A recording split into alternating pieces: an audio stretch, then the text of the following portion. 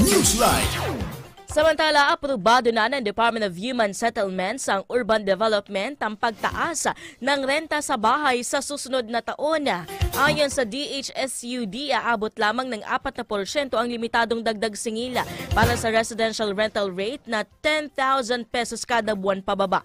Epektibo ang dagdag gasto simula Enero 1 ng susunod na taon hanggang Desyembre 31 ng 2024. Layunin nito na makontrol ang pagtaas ng renta gayon din ang hindi makatwirang dagdag singila lalo na sa mga pamilyang mababa lamang ang kita. Isinunod lamang ng ahensya ang rekomendasyon ng National Economic and Development Authority na magtakda ng uniform maximum percentage increase sa renta sa bahay upang makontrol ang inflation.